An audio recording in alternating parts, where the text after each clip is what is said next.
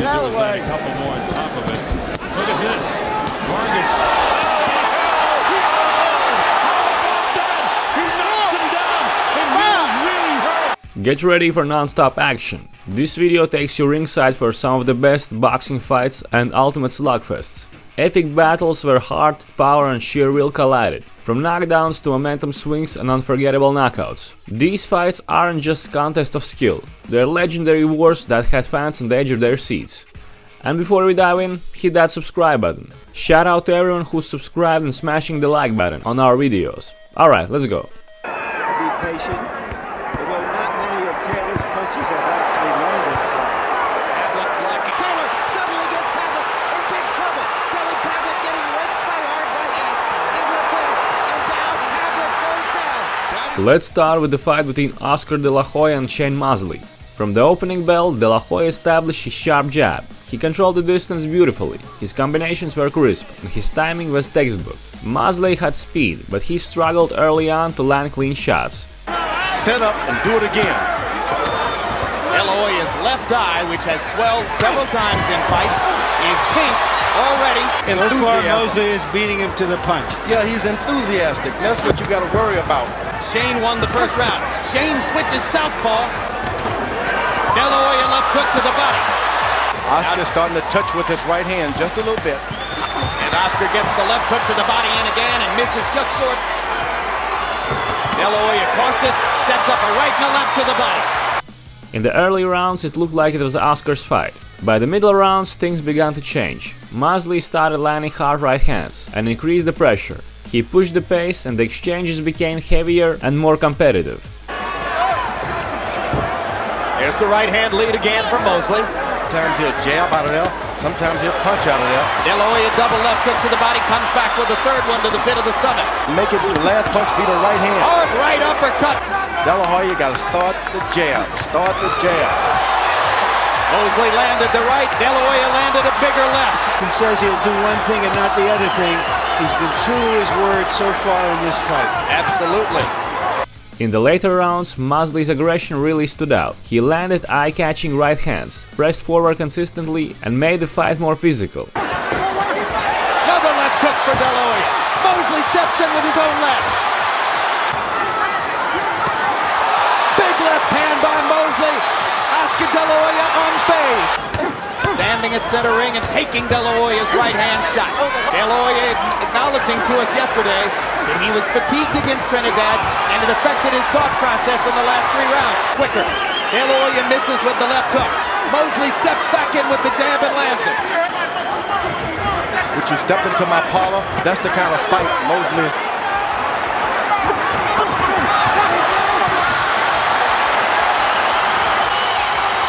2 minutes to go.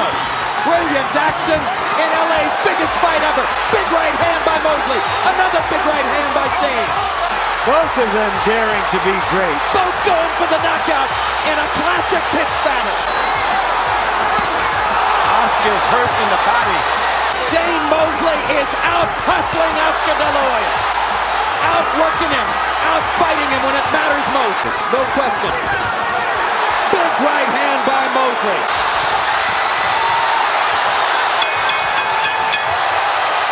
What a fight! After 12 rounds, the judges rendered their decision. A split decision victory for Shane Mosley. And new welterweight champion of the world, Sugar Shane Mosley. Let's move on to the fight between James Toney and Vasily Jirov.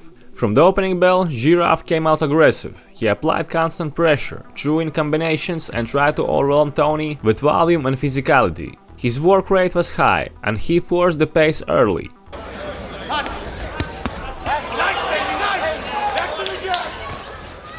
Toney as always stayed calm. He relied on his defense, shoulder rolls and slick counterpunching. He didn't throw as much, but when he did, his punches were sharp, accurate and damaging. Little right hand by Toney, back Jirov out. Mental pressure from round to round, like few opponents have been able to do to James Toney. Yes. You normally fight that you have a great advantage. Body shot him. Toney didn't like it. Nope. Now Jirov lands upstairs and blocks Toney's left. Toney's very accurate with his shots. Toney steps into a southpaw stance as Jirov rakes him with the left, comes back with the right to the top of the head, another right on the temple.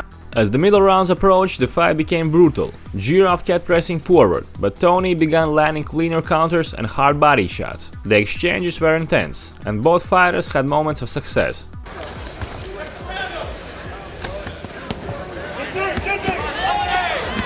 I'm surprised that James hasn't thrown his left hook more. In the first 2 rounds of the fight, Vasily Jirov is averaging 90 punches a round. When they trade at close range, Toney's quicker. Yes. His hands are quick. A guy who's fought 70 fights to go into a fight with a new mouthpiece. He's got to know what he's doing. But it does look too big. I agree with Harold. Yeah, but it's every fighter's comfort zone. Toney measuring his performance now in round 4 without the same incentive that existed in round 3 when he was coming back from the low blow early.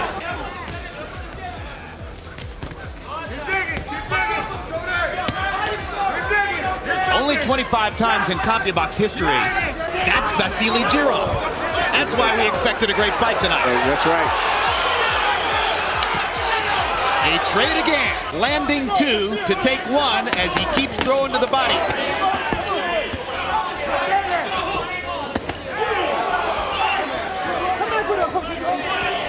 This is a war. This is an all-out war. God. In the later rounds, the fight turned into a war. Toney's experience and precision started to show more clearly. He landed big shots in close, and in the final round, he dropped Jirov with a powerful left hook. Not an easy fight to score. Nope, nope.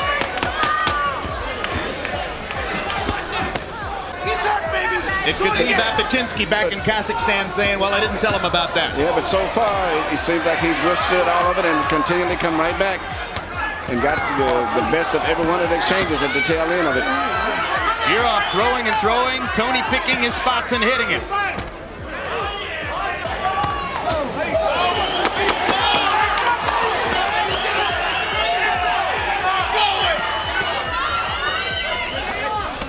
It's astonishing, Emmanuel, that men can do this. Yes, and then all of the blows that Jirov has taken, he still comes right back and is pushing James Toney to the limit. Has his 3rd promotional business at play now. A brand new partnership with Southern California real estate mogul Ronnie Tudor. And he's built the whole organization around his belief that James Toney is going to rise back to the superstar level. Jirov keeps coming. It's a huge round for Jirov if he can win it, because he will avert the 1-point deficit that would have come.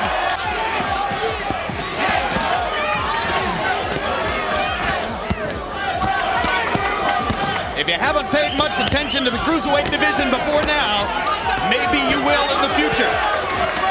This would be the reason. Look at the shot. Oh, my God. He caught him with the left hook. The right hand. Jirov is hurt. Badly hurt.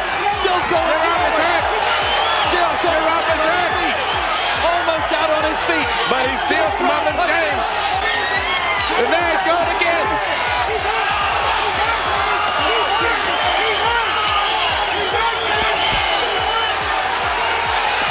Now James' experience is coming through now. Oh my God, look at this. Oh my God. Oh, look at this. Toney. Oh, that's it. That's it. It's down. Almost got him. Got him down. He better do Julio Cesar and run across the ring right away. Oh. After 12 hard rounds, the judges scored a unanimous decision victory for James Toney.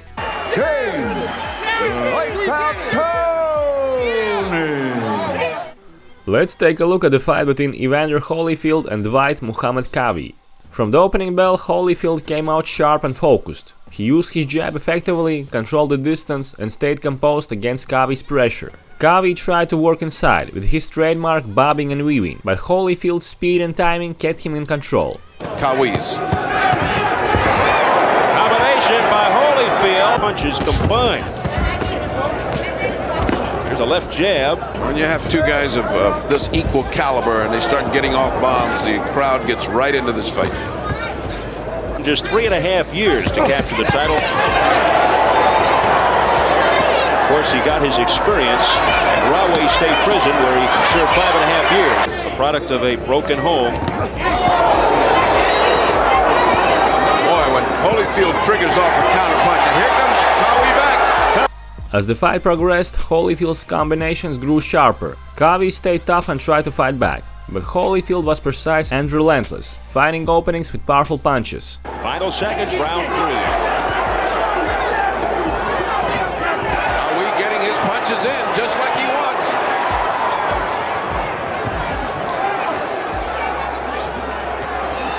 And then Holyfield finishes with a flurry.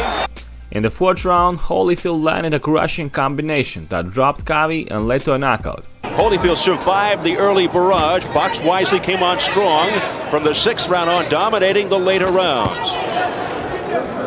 In that fight, Holyfield ran out of gas. Oh! Qawi is down! It doesn't look like he's hurt. A flash knockdown, round 4 for Evander Holyfield. Certainly enough time left for Evander to put some hurt on him. Under a minute left to go. Now Qawi trying to storm back. A wild miss and he goes down again. It's all over. He's getting up. He's over. That's kind of sad in that he's certainly given us a lot of great nights. He goes out like he came in, like a bolt of lightning, and a knockout is certainly the way it should end for a guy that's that brave and has given us that many hard nights. So goodbye to Dwight Qawi, and God bless you and have a good life. Let's dive into one of the most brutal and unforgettable fights in modern boxing, Jamie Moore vs Matthew Macklin. From the opening bell, both fighters came out swinging. Macklin brought relentless pressure, throwing heavy punches and attacking the body. Moore, the Southpaw champion, responded with sharp counters, crisp combinations, and the experience that kept him competitive in the firefight. Macklin had the last word. It's a little bit early to start looking for signs like that. Yeah, well, he obviously feels that he can fight at this pace for 12 rounds. Cracking action already in this. Good jab from Jamie Moore. Solid. And again.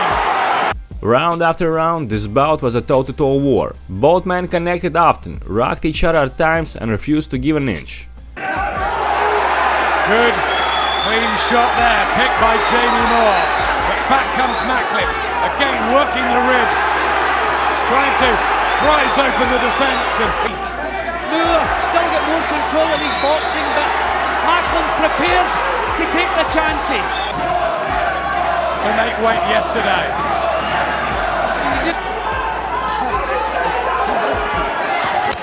Such a spirited effort. His chin's down, his hands are up. Although he get caught clean with that one. Yeah, nice uppercut. That hurt Jamie Moore. And Macklin. And backs Moore up. Good body shot there. Back comes the champion. By the middle rounds, fatigue was visible on both sides, yet neither backed down. Uppercuts from Moore. They've given him a great deal of success over the years. Macklin wading away.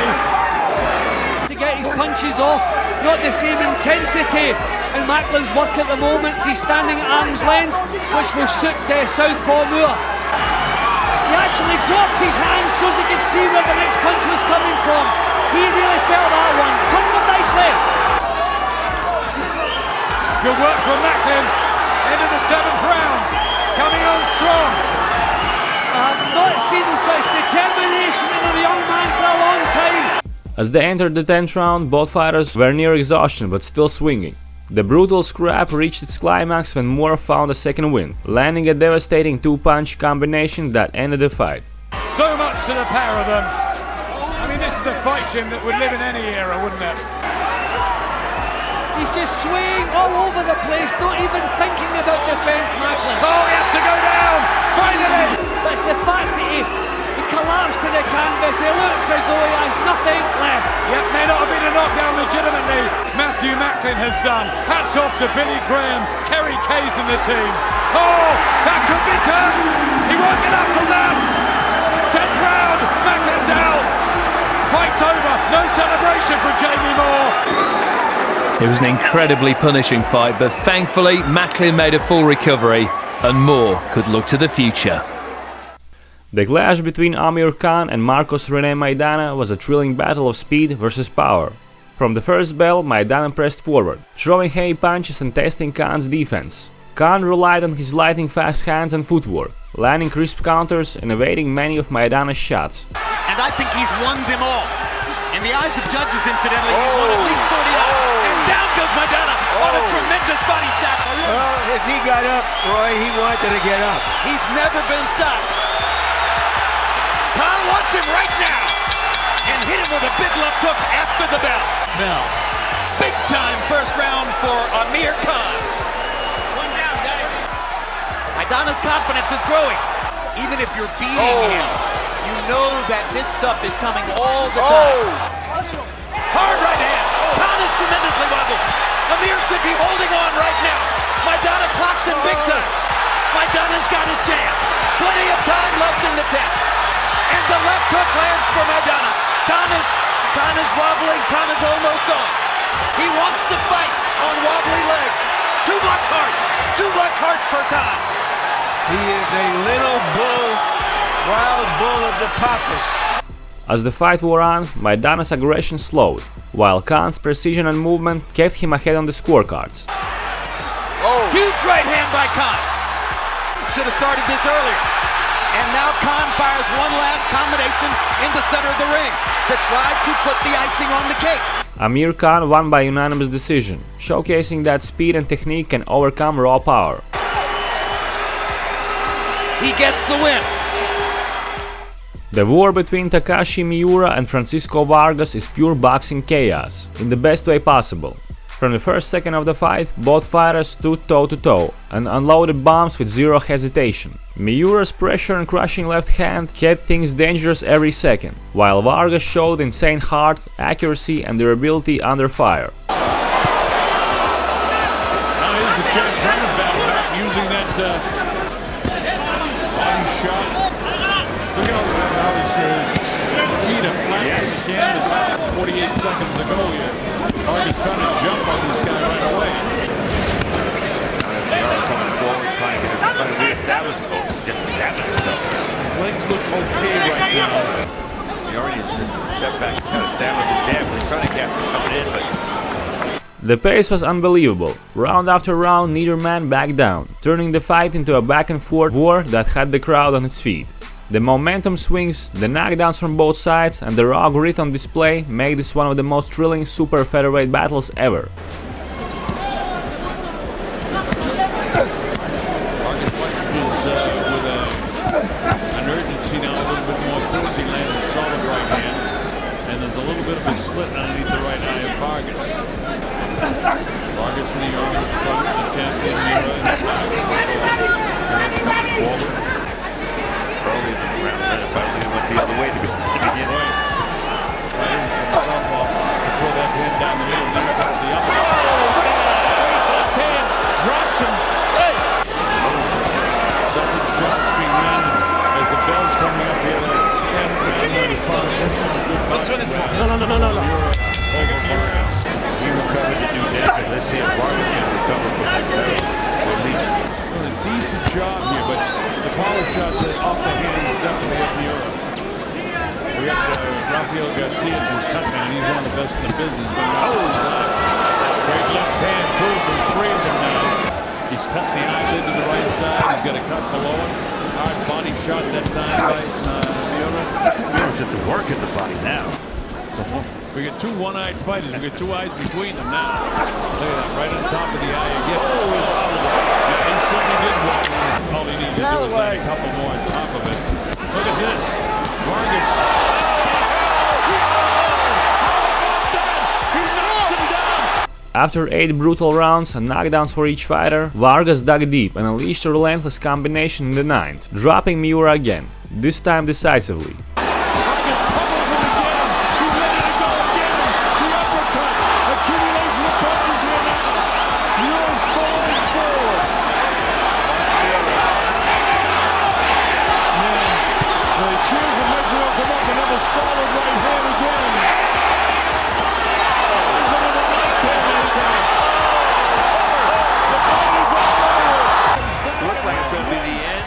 an uppercut. I talked about the uppercut, but the two shots by Vargas, the uppercut, the left hook, and then he just sets him up, right hand down the middle, caught him. I mean, this time, look at this, this time he goes down. And had he seen the glove touch the canvas, he would have called it a knockdown. And then he just was throwing punches, and that's when Toney started to come over. He saw him take too much punishment. Next up, the absolute slugfest between Omar Figueroa and Hito Arakawa. A fight that delivered non-stop action from the first bell to the last. This wasn't boxing, it was a phone booth war. Figueroa brought relentless pressure, ripping vicious body shots and throwing punches in endless combinations. Arakawa refused to take a step back, answering with volume and heart, standing right in front of Figueroa and trading shot for shot.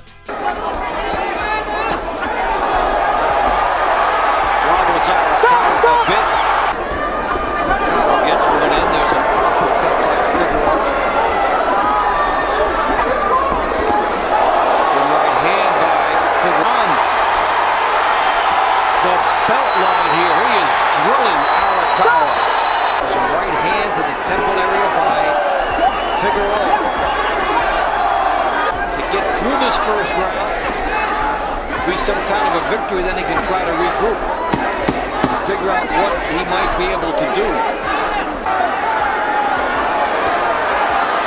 Arakawa arm punching here. Good body shot by Figueroa, and a good right hand. Arakawa stumbles, he's on his way down. Lawrence Cole will intervene. Is anything other than a jab? In his case, the power punches have been meaningful. They also resulted in a knockdown of Figueroa. Looks like a different guy here. The punch stats were insane, with both fighters unloading at a ridiculous pace over 12 grueling rounds. Just pure toughness and sustained violence. Decision, which could affect your whole fight. Early sometimes. Continue to mix it up. Good punches by both. Good right hand by Figueroa.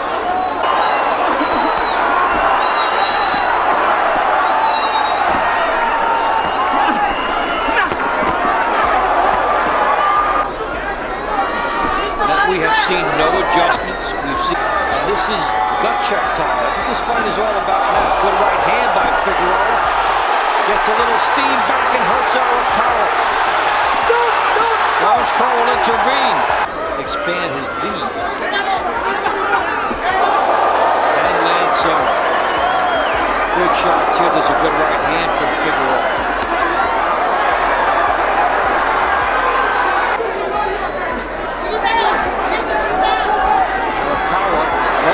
Scores a couple of big shots here. Here comes Arakawa. His best moments of the fight. He's the longest fight in Figueroa's career. 10 was the longest before this. And he comes on here. There's a good round for Arakawa. In the end, Figueroa won by unanimous decision, but both men left with their reputation elevated.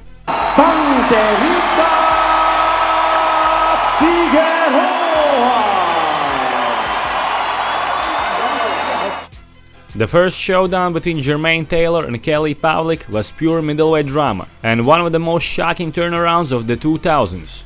Taylor started sharp and confident, using his speed and athleticism to control the early rounds. Be patient, although not many of Taylor's punches have actually landed.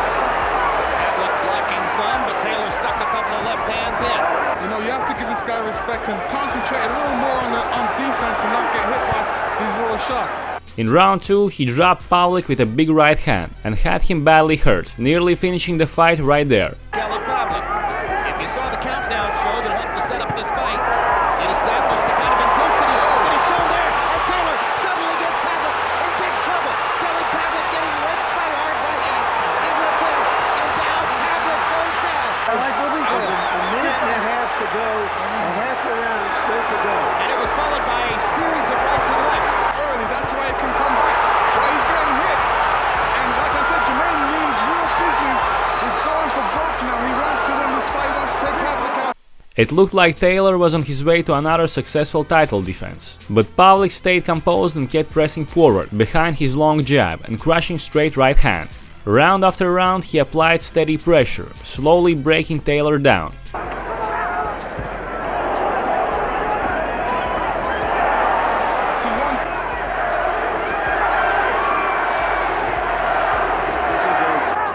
Pavlik has tactically controlled this round, and now he lands a big combination and backs Taylor off. Tremendous combination. Pavlik trying to find a damaging right hand. Once again, Taylor backs into a corner and Pavlik takes advantage. Pavlik was able to back up Miranda, but it looks like Taylor's stronger than Miranda. He's taken the punches exceedingly well from a puncher in this fight.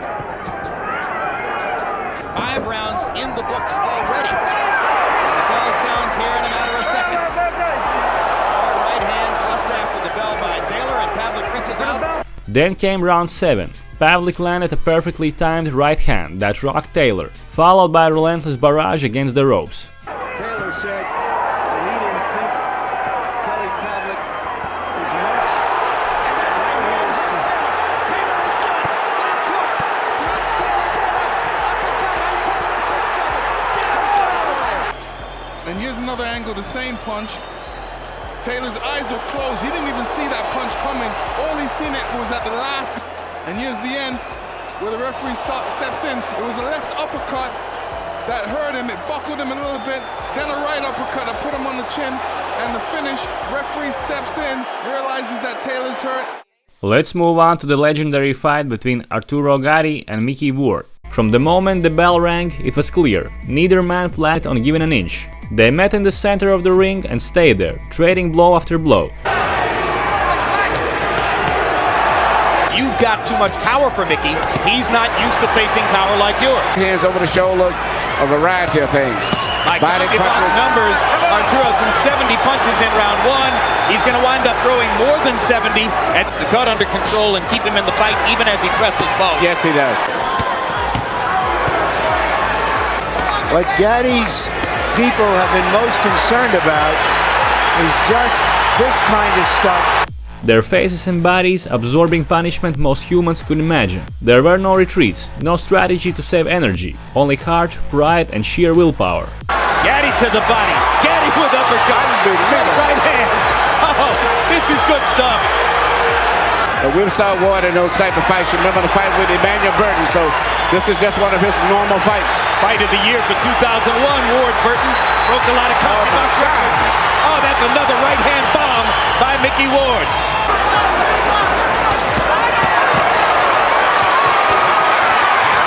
Oh, look at the granite in Ward's chin. Ward may wiggle a lot from the impact of it and lose his balance, but he's never shown that he's been seriously hurt yet. The fight built slowly but relentlessly. For 9 rounds, Ward and Gatti exchanged ferocious shots, each exchange leaving them bloodied and exhausted. And here Ward's coming back. And I didn't think that Gatti was expected to throw that many punches, especially the short punches that he's shooting. Because Mickey has not been hurt yet. He's been hit with some great shots, but he's never staggered or wavered at all. So the pace slows slightly here in round 6. And Joe Souza did such great work that I see no blood on Gatti's right eye. You got this fight. You can rest all day tomorrow, you understand? This is for all the marbles, baby. Give him business. You know what I would do? Back him up. Nick, you got to back him up.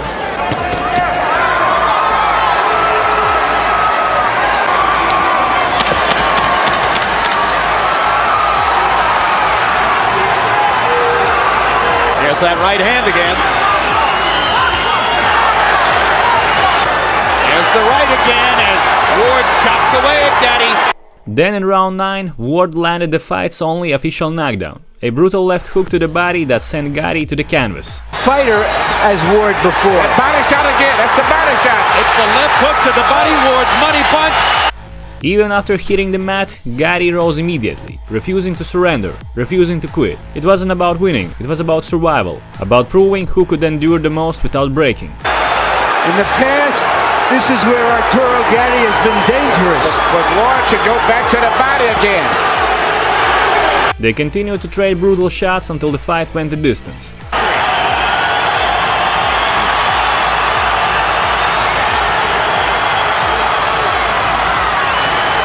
This is the way it has to end. When the final bell rang, Ward won by decision. Still, in fights like this, there are no losers, only two legends. From an accumulation of punishment, the most important punch being that trademark left hook to the body by Ward. Let's move on to one of the most unforgettable upsets in recent boxing history, the showdown between Marcus Maidana and Adrian Broner.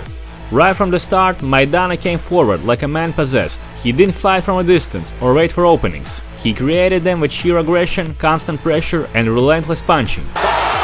Maidana throwing defense to offense. You rarely see for a guy as fast as he is. Broner has never been down in his career. A couple of left hooks to the body by Maidana, a couple of right uppercuts. Broner, known for his slick style and counter-punching, was immediately on the back foot, in a way few had ever seen. The first knockdown came in round 2, when a crushing left hook sent Broner to the canvas. 2 rounds, and there's the right hand lead by Maidana that sticks. Another right hand! Broner goes down! Maidana landing a big left hook, and yes, that sent. Now we know why Maidana was throwing so many jabs to the body early. Even after taking such punishment, Broner showed hard, fighting back in the later rounds, and even briefly hurting Maidana. 3-punch combination. The 5th round. Broner catches Maidana with a right in the shoulders and the arms and thinks in a body shot. There's a left hook by Maidana. Oh, 500 punches already. Broner hasn't yet thrown 200. But there he shows signs of some good working away on the body. Broner tagging the left. But in round 8, Maidana's power struck again, sending Broner down with another devastating left hook. The hook. Marcos Maidana. That sends Broner down. From there, Maidana stayed in control, landing punishing combinations from awkward angles and never giving Broner a moment to breathe. Working the body again is Maidana, going over top of the punches. He can do something. Easier said than done, though. Yeah. Maidana again beginning to pick up the pace left of his own. Has Maidana along the ropes, but it's Maidana's jab. Of course, that's just not an official view. Broner now is not going backward too much, but he's not landing either. Of course, we're pretty much in agreement here with Maidana. There's an overhand right by Maidana. This round of Broner. And lands a right and a left.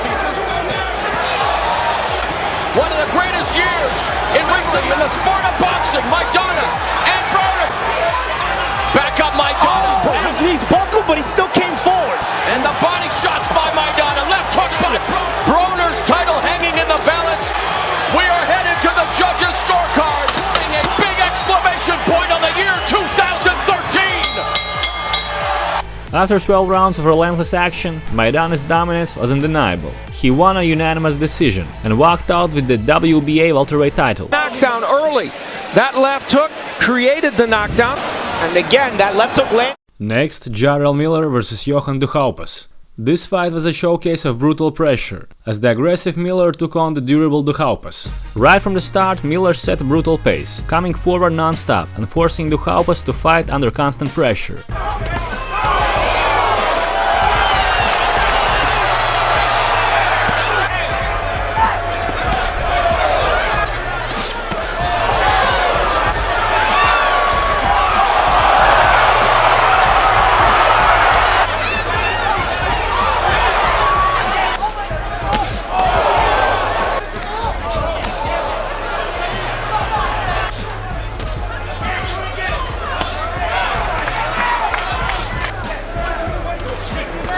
There was no slow build-up. Miller made it physical immediately, leaning on his opponent and wearing him down round after round.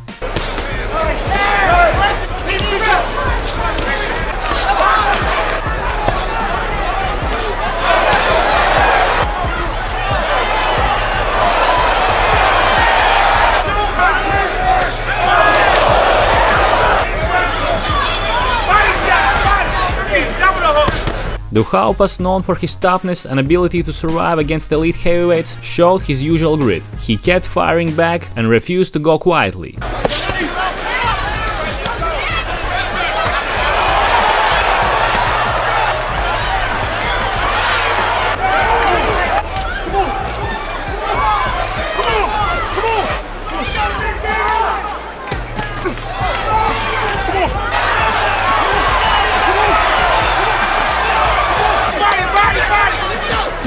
but Miller's size, volume and conditioning gradually took over. As the fight wore on, Miller steadily broke Duhaupas down with pressure and sustained offense.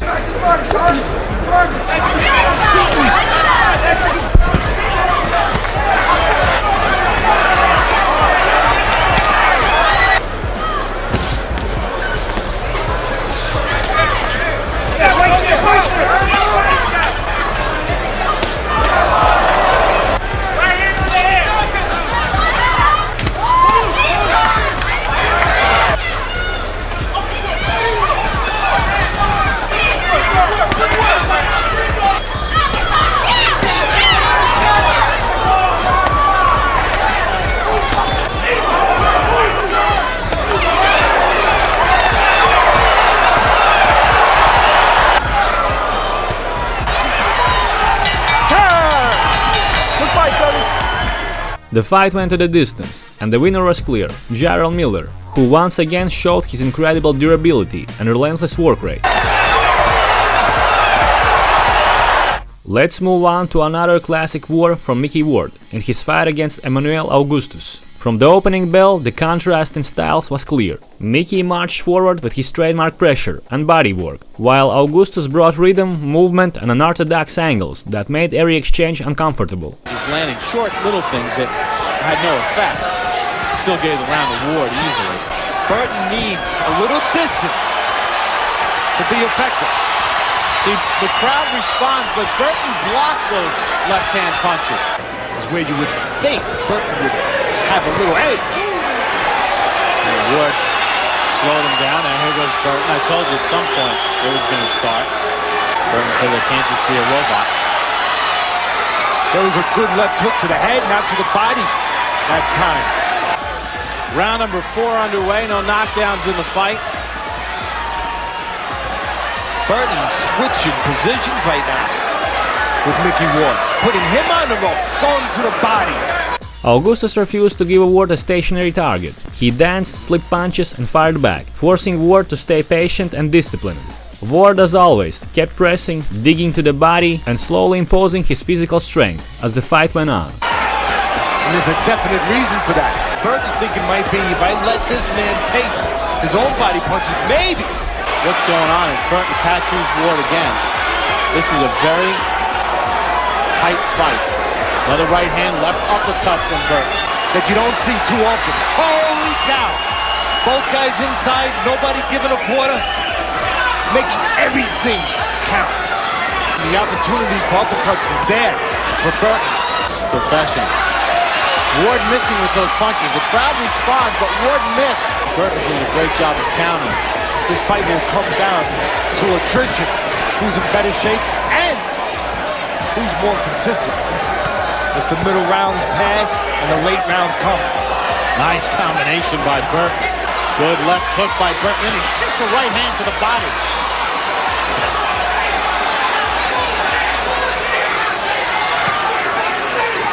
Great start to round 5 for Emmanuel Burton. Neither man looked for an easy way out, and both absorbed heavy punishment without backing down.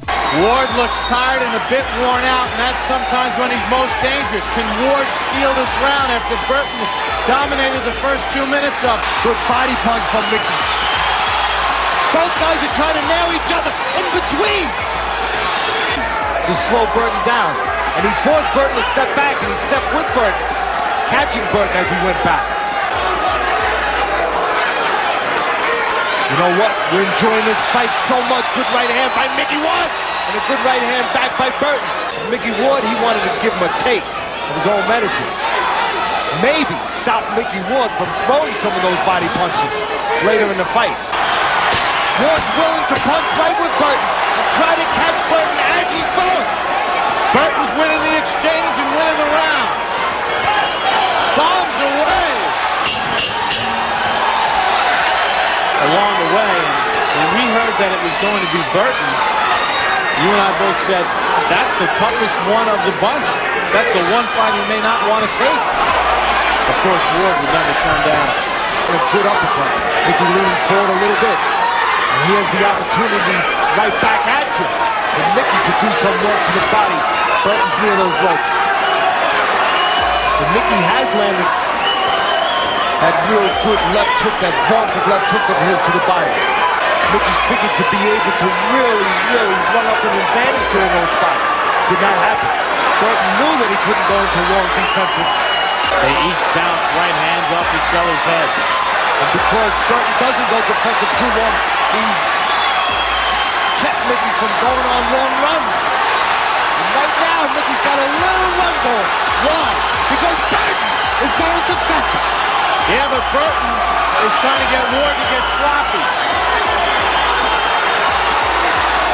But if Burton gets away from those combinations and goes to one punch, Mickey Ward has a big H, and that's all he needs. Burton went into that defensive posture. Mickey knew what to do. Look for Mickey to stay on that body. Mickey's been here many times. Better round for Burton. Guess why, partner? Offense, not just defense. Burton is mixing punches in between those moves. Not like the last round where he went defensive a little too long. And Ward made him pay a price. See, Ward can't sit in there now. Burton is tattooing Ward in this 10th round. Right hand to the chin. Because he's moving his hands. He's now just going defensive. Oh my, oh my.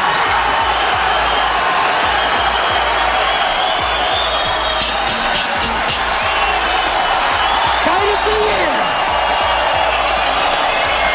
Anywhere. When the fight went to distance, the result reflected how competitive it was. Ward earned the decision, but Augustus left the ring with his reputation enhanced once again. It was the kind of fight where the scorecards mattered less than the respect both fighters earned. Mickey Ward, bread and butter, left hand to the body. Emmanuel Burton went down. That made it a 10-8 round. Let's move on to the gritty heavyweight battle between Carlos Takam and Derek Chisora. Right from the get-go, it was clear this fight was going to be fought at close range. Chisora pressed forward with his trademark aggression, looking to impose himself physically, while Takam stood his ground, using his toughness, counter-punching to meet fire with fire. Big uppercut. Chisora's having his success on that left hook, but some of these shots are getting through. He's landed the better shots, the better body shots. Or maybe if it's good, they do this again. Well, and he's firing back and having his own success. You have to hit him with 3 or 4 or 5 punches in succession. It does take you out. Takam maybe not have that one-punch punches, and he's hitting Takam with some good body shots. He's starting to get some... Derek Chisora. Takam responds with the right hand, but he just shrugs it off. He's just drilling himself. Landed on the button, but to kick Chisora out there, you've got to throw punches in bunches. Neither man gave an inch. Chisora pushed the pace, throwing heavy shots and trying to bully his way inside, while Takam absorbed the pressure and fired back with sharp counters whenever openings appeared. Inspiring with Takam, he seemed to do that, but that was... Howard Foster. If he can maintain this pace, Chisora... What heavyweight can. He's going to have breathers at stages. But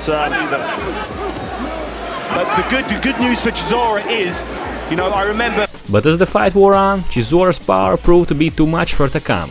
After another brutal exchange, Derek Chisora caught Takam with a crushing right hand that ended the fight. Looking for a bit the stoppage now. Oh, uppercut as well. And Chisora really needs to start doing something, firing back. Let Takam walk away. Chisora. And Takam looks to come again. Normally a fight with heavyweight tie up. They're normally the referee are forced to break heavyweights up. Derek Chisora's coming with tonight. He doesn't want a right attitude. He's woken up, he's turned up. Chisora needs a big finish for this round. He's landed some nice shots, but the volume. And what a stand this is. Oh, what a shot from Derek Chisora in the apron. Takam. He's just about up with his legs. Oh, betraying him. This is Chisora's moment. Oh, right hand. The performance of his career. Look at that for a right hand there, landed on the side of Takam's head, and they scramble your senses. Just done what no one else has done to Carlos Takam. He has just wiped Carlos Takam out. The clash between Francisco Vargas and Orlando Salido was an absolute war from bell to bell. A 12-round slugfest that pushed both warriors to the limits and instantly became one of the most memorable fights of the decade. Both fighters came out aggressive and never let up, trading heavy blows at a blistering pace. Cello musste als Kind überleben, um im Alter überhaupt etwas zu essen.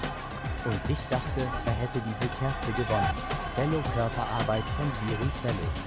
35. Könnte wohl Cello über Nacht im Ring alt werden? Uppercut landet. Körpergewicht. Oh, guter Schlag von Vargas. Das entwickelt sich wie eine Maus unter dem linken Auge.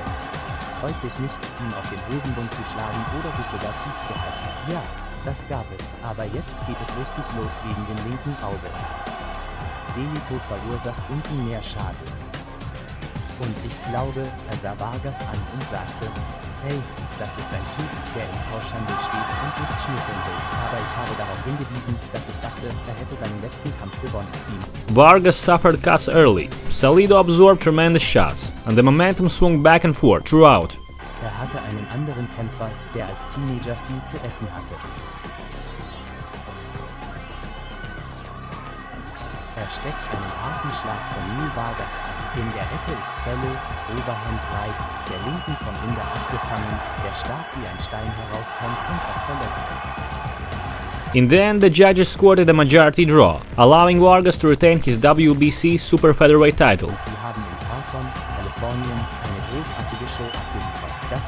The bout between David Tua and Ibeabuchi was an all-action, non-stop heavyweight war that instantly made its mark in boxing history. From the first second, neither man took a step back. Tua's devastating left hook and sheer knockout power collided with Ibeabuchi's volume punching, stamina and iron chin in a genuinely thrilling slugfest. Of 1997.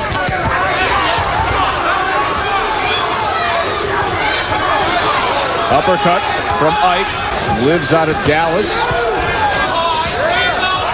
Ibeabuchi should stay with the jab. He doesn't have to be a hero and finish him that he has late round knockout power. Could win these rounds easily.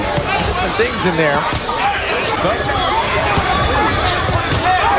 Right hand over the top from Tua. Shoulder to shoulder. There's the left hook, right hand combination. Throws 5 punches in that sequence.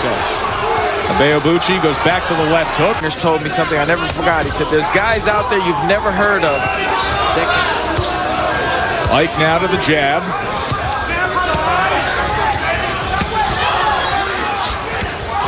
With both fighters absorbing tremendous punishment and continuing to press forward. You said he has the body. The jab was the key weapon. Like the jab, this is a fight that illustrates what the jab can do. There's that left hook from Tua, his signature punch. Animal instinct, like killer instinct. He let his hands go. He tried to hurt you. One thing I didn't like is that he asked him, how do you feel? Oh, good short right hand by Ibeabuchi. As the fight progressed, it became clear that Ike was connecting more often and delivering the harder punches. It's not rocket science how you need to beat Tua. He's taking the best shots. He's been able to return fire. A little bit more with big shots. It looks like Tua's starting to feel a little bit more comfortable. There's a good right hand. Now, Ike doesn't need to do this. He doesn't need to stay in there. Ibeabuchi and his commitment to keep punching. Oh, very nice left hook by Ibeabuchi. Warning from Lou Filippo. Tyson had those fast hands, and on the inside, he had blistering combinations. 5 from Ibeabuchi, back to it. Tua comes in with the left hooks. He's impressive with that, but the jab is one of the better jabs I've seen. Bombs from a guy like Tua, it's not something you want to prove that you can do. Crowd here in Sacramento. Ike unfazed goes with a right uppercut of his own. So you want to turn. Tua needs to move a little bit. Not box, but move. Just step. Tua comes bearing in with a right hand and just goes over the top. Left hook of his own. Tua now opens up with a left hook. Double left hook from Tua. Look at this exchange. Tua. Ibeabuchi really hasn't slowed at all. That can propel one of these prospects right to the contender level. Gets off a 3-punch combination. Right lead, left hook by Tua. Tua now a little better on the inside. Punching. But at the end of the 11th round, it was the left hook. Tua to the inside, shoulder to shoulder. So that's where the mental aspect of boxing comes into play in the corner. He's not a tremendous defensive fighter. I think There's that big sweeping right hand from David Tua. But he seems like he's getting into a little bit of a groove. Left, right of his own. There's a short uppercut on the inside. Damaging puncher. Tua boring in, going head to head. There's that left hook from David Tua. Now they go swinging in the middle of the ring. That's what they needed. Look at this. Very, very active heavyweight fight. In the end, Ibeabuchi earned a unanimous decision victory on the scorecards after 12 grueling rounds.